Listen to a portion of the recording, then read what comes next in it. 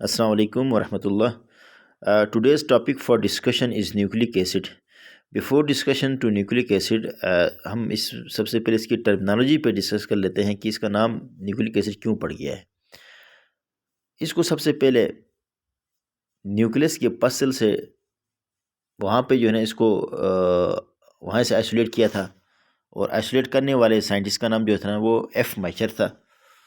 इसकी जो पसल की जो नेचर थी वो एसिडिटी थी, जिसकी वजह से इसका नाम क्या पड़ गया, न्यूक्लिक एसिड पड़ गया है।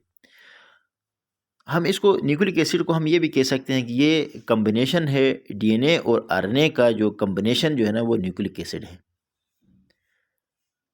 अभी हम इसकी जो ना फर्दर डीएनए और आरएनए को हम अलग अलग से पढ़ लेते हैं कि डीएनए क्या चीज़ है और आरएनए क्या चीज़ है, इनके दरमियान जो कंबाइंड प्रॉपर्टीज़ क्या हैं और इनके जो ना वो डिसिमिलरिटीज़ आप क्या क्या चीज़ें हैं। तो डीएनए हमें पता है कि डीएनए एक डबल स्ट्रैंड मॉलिक्यूल है, इसमें 2 स्ट्रैंड होते हैं। आरएनए हमेशा सिंगल स्ट्रैंड मॉलिक्यूल होता है, पहला डिफरेंस ये है इसके दरमियान। और डीएनए के अंदर जो है ना वो जेनेटिक इन्फॉर्मेशन होती हैं जो ट्रांसफ़र होती हैं फ्रॉम, यानी पेरेंट टू ऑफस्प्रिंग में ट्रांसफ़र हो जाती हैं। On the other hand RNA जो है ना वो एक प्रोटीन सिंथेसिस करता है। यहाँ पे प्रोटीन फैक्ट्री, यहाँ पे जो है ना वो प्रोटीन बनेगा, प्रोटीन। 2 डिफरेंस आ गया। इसका जो तीसरा इम्पॉर्टेंट जो डिफरेंस है, डीएनए के अंदर भी नाइट्रोजनस बेसिस होते हैं, आरएनए के अंदर भी नाइट्रोजनस बेसिस होते हैं। नाइट्रोजन बेसिस 4 तरह के होते हैं, adenine, thymine, guanine and cytosine. ये 4 किस्म के जो नाइट्रोजन बेसिस होते हैं ये डीएनए के अंदर देखने को मिलते हैं, और आरएनए के अंदर भी ऑलमोस्ट ही होते हैं, adenine, thymine, guanine, accept thymine की जगह यूरिसल होता है वहाँ पर। ये डिफरेंस है, आरएनए में यूरिसल होगा थायमीन की जगह में, और डीएनए में क्या होगा, यूरिसल की जगह में थायमीन होगा। ये इनके दरमियान जो है बेसिक डिफरेंस है।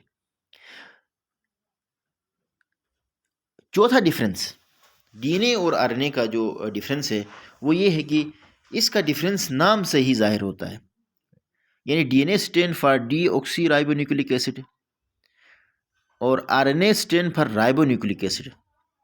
ये राइबोज से मुराद क्या है, राइबोज शुगर, यानी 5 कार्बन कंटेनिंग एक शुगर है डीएनए के, यानी 5 कार्बन कंटेनिंग शुगर के एक पेंटोज शुगर मॉलिक्यूल है, उसके जो कार्बन नंबर 2 पे, यानी पेंटोज शुगर के कार्बन नंबर 2 पे OH मौजूद होता है राइबो शुगर के। यहाँ पर इस डायग्राम में यहाँ पर आप देख सकते हैं, यहाँ पर जो है ये हमारे पास पेंटोज शुगर है, इसका ये कार्बन नंबर 1 है और ये कार्बन नंबर 2 है, ये कार्बन नंबर 3 है, ये कार्बन नंबर 4 है, ये कार्बन नंबर 5 है। इस कार्बन नंबर 2 पे होता ये है कि यहाँ पर OH होता है नीचे, यहाँ पर ये पिछले वाले डायग्राम में मैंने एक स्लाइड में ये दिखाऊंगा। तो यहाँ पर OH अगर मौजूद हो तो हम उसको कहते हैं राइबो शुगर कहते हैं, और यहाँ से ऑक्सीजन यहाँ रिमूव हो जाए, रिलीज हो जाए, तो इसे हम क्या कहते हैं, डीऑक्सीराइबोज कहते हैं। ये याद रखिएगा कि डी जो बायो की टर्म में जब लगता है वो उसका हमेशा में से क्या होता है, लेस करना, यानी रिमूव करना। तो यहाँ पर डी यानी डीऑक्सीराइबोज, वहाँ से एक ऑक्सीजन का रिमूव हो गया। डी लगता है जैसे इंक्रीज है, इंक्रीज का मतलब होता है इजाफा करना, अगर इंक्रीज की जगह यहाँ पर डी लगाएं तो वो क्या, डिक्रीज हो जाना, कम करना। तो डीऑक्सीराइबोज का मतलब क्या होता है, वहाँ पर एक ऑक्सीजन का रिमूव करना। ये बेसिक डिफरेंस है डीएनए और आरएनए के अंदर। इसकी फर्दर जो है वो स्ट्रक्चर डिटेल से है, वो फिर कभी किसी दूसरे लेक्चर में जो है ना इस पर तफसील यानी इससे बात की जा सकती है। अभी हम इसके अलावा एक और डिफरेंस, हाँ जी, ये जो डीएनए हमेशा होगा ना, डीएनए कहाँ पाया जाता है, डीएनए जाहिर बात है डीएनए जो है ना वो न्यूक्लियस के अंदर क्रोमोसोम के अंदर डीएनए पाया जाता है। माइटोकॉन्ड्रिया के अंदर, माइटोकॉन्ड्रिया एक ऑर्गेनेली है, न्यूक्लियस एक ऑर्गेनेली है, क्लोरोप्लास्ट एक ऑर्गेनेली है। तो माइटोकॉन्ड्रिया के अंदर भी न्यूक्लियस पाया जाता है, क्लोरोप्लास्ट के अंदर भी न्यूक्लियस पाया जाता है, और न्यूक्लियस के अंदर भी पाया जाता है। लेकिन ये जो माइटोकॉन्ड्रिया के अंदर जो डीएनए पाया जाएगा वो हमेशा, ये याद रखिएगा, माइटोकॉन्ड्रिया का डीएनए हमेशा सर्कुलर होगा, गोल होगा। उसका ना एंडिंग, ना उसका स्टार्ट का हमें पॉइंट पता होगा, ना उसका एंडिंग पॉइंट पता होगा, क्योंकि वो सर्कल फॉर्म में है ना। ऑन द अदर हैंड जो दूसरे जो न्यूक्लियस के अंदर जो डीएनए होगा वो हमेशा लीनियर फॉर्म में होता है। लीनियर फॉर्म में होता है तो हमें ये पता चल जाता है कि इसका जो है ना स्टार्टिंग पॉइंट कौन सा है और एंडिंग पॉइंट कौन सा है, हमें यानी इस तरह से जो डिफरेंस करने में आसानी भी हो जाती है, इसकी कापीज बनाना भी जो है ना वो आगे आसान हो जाता है। तो ये इनके दरमियान जो है ना एक डिफरेंस है। इसके अलावा जो है जैसे कि डीएनए और आरएनए के अंदर जो है ना जो एक पूरा न्यूक्लिक एसिड बनता है ना, न्यूक्लिक एसिड कम्बिनेशन है, न्यूक्लियोटाइड्स का कम्बिनेशन है। अब न्यूक्लियोटाइड जो है ना इसके अंदर 3 मॉलिक्यूल हैं। कौन कौन से हैं? 5 carbon pentose sugar, phosphoric acid और नाइट्रोजनस बेस। ये 3 चीज़ें जो है ना मिलकर न्यूक्लियोटाइड्स बनाती हैं। अभी हमारे पास जो है ये नाइट्रोजन बेसिस हमारे पास 4 किस्म के हैं, जैसे कि मैंने पहले जिक्र किया हुआ है, एडेनिन, थाइमिन, ग्वानिन, साइटोसिन और यूरेसिल। ये 4 चीज़ें होती हैं और ये 4 चीज़ें डीएनए में और आरएनए में एक यूरेसिल होगा। ये चीज़ें पहले डिस्कस हुई हैं। और कार्बन नंबर यहाँ पर नीचे लिखा हुआ है इस लाइन में कि कार्बन नंबर जो है नाइट्रोजन बेस का is attached with carbon number 8 1 position. हाँ, इस डायग्राम में अगर थोड़ा गौर कीजिएगा तो यहाँ पर है कि यहाँ पर कार्बन नंबर 1 के ऊपर N लिखा हुआ है। It means N stand for nitrogen bases. Nitrogen bases की जो फर्दर जो टाइप्स हैं एडेनिन, ग्वानिन, साइटोसिन, थाइमिन और यूरेसिल। जबकि कार्बन नंबर 5 के ऊपर यहाँ पर P लिखा हुआ है। P stand for phosphoric acid. और सेंटर में क्या है? सेंटर में हमारे पास यानी पिंटोस कार्बन पेंटोज शुगर मॉलिक्यूल है। तो ये इन तीनों की कम्बिनेशन को हम क्या कहते हैं? न्यूक्लियोटाइड्स कहते हैं। एक और इम्पॉर्टेंट चीज़ जो एग्जाम में पूछी जाती है अमूमन की नेक्स्ट स्लाइड में इसका जिक्र भी किया हुआ है कि what is the difference between nucleotides and nucleoside. एक न्यूक्लियोसाइड होता है। अब न्यूक्लियोसाइड क्या कहलाता है? यहाँ पर जैसे कि न्यूक्लियोटाइड में 3 चीज़ें होती हैं, न्यूक्लियोसाइड में दो मॉलिक्यूल होते हैं। यानी फास्फोरिक एसिड अगर यहाँ से इसको रिमूव करेंगे तो ये न्यूक्लियोसाइड में कन्वर्ट हो जाएगा। अगर फास्फोरिक एसिड यानी कार्बन पेंटोज शुगर और नाइट्रोजन बेसिस इन दोनों के मिलने से जो कंपाउंड बनेगा उसको न्यूक्लियोसाइड कहेंगे और इन तीनों की कम्बिनेशन को न्यूक्लियोटाइड्स कहेंगे। ये नेक्स्ट स्लाइड में इसका जिक्र है, वहाँ से भी आप देख सकते हैं।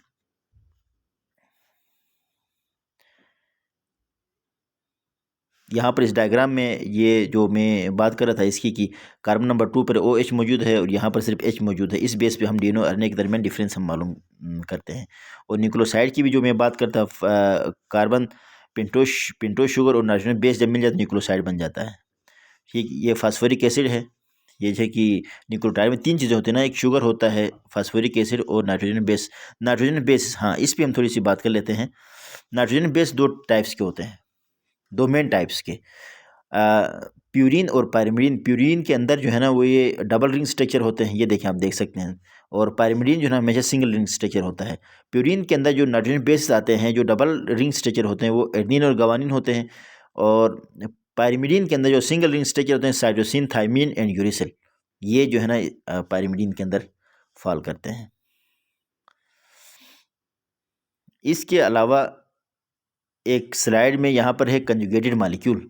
कंजुगेटेड मॉलिक्यूल से मुराद ये है कि जब 2 डिफरेंट किस्म के कैटेगरीज़ के मॉलिक्यूल आपस में कंबाइन हो जाते हैं। मसलन कार्बोहाइड्रेट एक डिफरेंट कैटेगरी है, प्रोटीन एक डिफरेंट के, इन दोनों के डिफरेंट आपस में मिल जाते हैं तो क्या बनेगा? ग्लाइकोप्रोटीन बनेगा। इन दोनों से डिफरेंट कैटेगरी के मॉलिक्यूल जब मिलकर नए कंपाउंड बनाते हैं उससे कंजुगेटेड मॉलिक्यूल कहते हैं।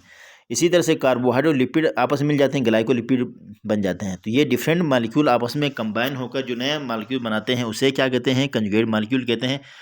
मज़ीद इसकी डिटेल के लिए आप स्लाइड को रीड कर सकते हैं।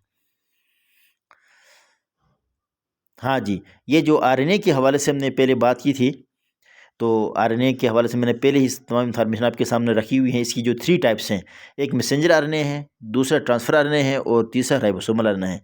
यानी आरएनए को 3 उसमें डिवाइड किया गया है, मैसेंजर आरएनए, ट्रांसफ़र आरएनए और राइबोसोमल आरएनए। अभी इसको जो है इसको समझाने के लिए जो है ना आसान तरीका ये है कि मैसेंजर आरएनए क्या करता है, ट्रांसफ़र आरएनए क्या करता है और राइबोसोमल का फंक्शन क्या है। मसलन एक मकान है, एक मकान का जो नक्शा है, लेट्स सपोज अगर आपने मकान बनाना है तो पहले नक्शा बनाएंगे ना। आपके पास खाका होगा तो उस खाके के मुताबिक नक्शा बनाएंगे। आपके पास 2 रूम वाला कमरा है, नक्शा है तो 2 रूम बनाएंगे, 3 वाला है 3 बनाएंगे। उनके साइज़ के हवाले से पूरी स्ट्रक्चर पहले से डिफाइंड होती है। तो ये पहले से चीज़ें मालूम होना ये मैसेंजर आरएनए कहलाता है, जिसके अंदर पहले से इंफॉर्मेशन मौजूद होती है। इन्फॉर्मेशन होना ये अलग बात है, लेकिन बनाना एक अलग बात है। बनाएगा कौन? जो बनाएगा जो है ना इस चीज़ को, जो एज ए मशीनरी के तौर पे जो काम करेगा वो राइबोसोमल आरएनए काम करेगा। जैसे कि मकान तो कौन बनाएगा? मिस्त्री बनाएगा ना। मिस्त्री क्या है यहाँ पर? और राइबोसोमल आरएनए है। राइबोसोमल आरएनए यहाँ पर क्या बनाएगा? प्रोटीन बनाएगा। मैसेंजर आरएनए को देखकर जो है जो मैसेज है उसको देखकर वो प्रोटीन बनाएगा। अभी मिस्री के लिए तो नहीं बना सकता है, मिस्री के लिए हेल्पर चाहिए होते हैं, उसको चीज़ों को उठा कर दे दें, मटेरियल प्रोवाइड करें। मटेरियल प्रोवाइड करने के लिए जो एज ए लेबर जो काम करते हैं वो क्या कहलाते हैं, ट्रांसफ़र आरएनए काम, उसको कहते हैं ट्रांसफ़र आरएनए कहते हैं, जो वहाँ से उठा कर यानी अमाइनो एसिड और जहाँ जो बनना चाहे वो उठा कर लेके देते हैं, तो आगे जो है ribosomal RNA specific protein develop कर लेता है।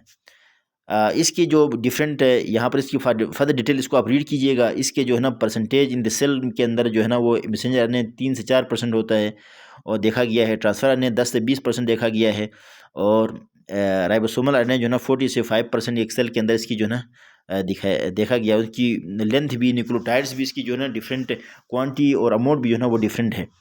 एक और इम्पॉर्टेंट यहाँ पर एक टर्म है, देखें ये यहाँ पर तो आरएनए की जो 3 टाइप्स मैंने बता दी ना, कि एक mRNA होता है, tRNA और राइबोसोमल आरएनए। mRNA कहाँ से आया है, सवाल ये पैदा होता है ना, ये मैसेंजर आरएनए कहाँ से आ गया है। मैसेंजर आरएनए आया है डीएनए से बना है, यानी डीएनए से mRNA बना है। यहाँ पर आप देख सकते हैं, इधर इधर आप लोग देखिएगा, डीएनए से क्या बना है, mRNA बना है। डीएनए से यानी मैसेंजर आरएनए बनने के अमल को ट्रांसक्रिप्शन कहते हैं। ये इंपॉर्टेंट टर्मिनोलॉजीज़ हैं, ये पूछी जाती हैं एग्ज़ाम में, वाइवा के फॉर्म में यानी टेस्ट के फॉर्म में पूछा जाता है कि व्हाट इज़ ट्रांसक्रिप्शन। ट्रांसक्रिप्शन है डीएनए से मैसेंजर आरएनए बनने के अमल को ट्रांसक्रिप्शन कहते हैं। फिर उसके बाद प्रोटीन। अब ये प्रोटीन कहाँ से बनता है, सवाल ये पैदा होता है ना, प्रोटीन बनता है मैसेंजर आरएनए से, तो प्रोटीन का बनना मैसेंजर आरएनए से, यानी mRNA से प्रोटीन बनने के अमल को ट्रांसलेशन कहते हैं। दो चीज़ें हैं, ट्रांसलेशन, मैसेंजर आरएनए से प्रोटीन बनने के अमल को ट्रांसलेशन कहते हैं, और डीएनए से mRNA बनने के अमल को ट्रांसक्रिप्शन कहते हैं। और ट्रांसक्रिप्शन और ट्रांसलेशन इन दोनों का जो कंबाइन है, इनका मर्जर को क्या कहते हैं, सेंट्रल डोग्मा कहते हैं। ये चीज़ें आप याद रखिएगा। फॉर फर्दर इन्फॉर्मेशन आप इसमें चीज़ें दिया हुआ है, आप इसको रीड कर लें स्लाइड को। यहाँ पर उसकी जो साइज़ और लेंथ के हवाले से बात की गई है कि एक अमाइनो एसिड के अंदर, यानी वन अमाइनो एसिड जब बहुत सारे अमाइनो एसिड आपस में मिल जाते हैं ना, एक प्रोटीन बन जाता है। तो एक अमाइनो एसिड के अंदर 3 न्यूक्लियोटाइड्स होते हैं। तो इसी तरह अगर एक अमाइनो एसिड के अंदर 3 न्यूक्लियोटाइड्स होते हैं, तो 500 अमाइनो एसिड के अंदर ज़रब 3 हो जाएगा, तो 1500 न्यूक्लियोटाइड बनेंगे, और 1000 अमाइनो एसिड के अंदर 1000 ज़रब 3 करके 3000 न्यूक्लियोटाइड्स होंगे हमारे पास। और इसकी जो है यहाँ पर जो मैसेंजर आरएनए है, वेरिएबल लेंथ होती है इसकी।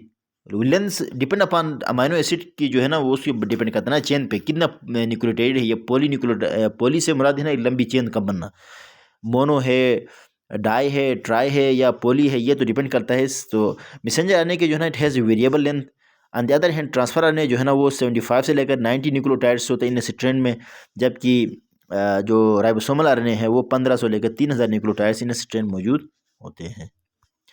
तो होप सो कि ये कुछ इंपॉर्टेंट चीज़ें आपके सामने मैंने रखी हैं कि आपने इसको मेमोराइज़ किया होगा। फिर मुलाकात होगी एक नई लेक्चर के साथ, एक नई वीडियो में। उस वक्त तक इजाज़त दीजिएगा। अल्लाह हाफ़िज़। Thank you.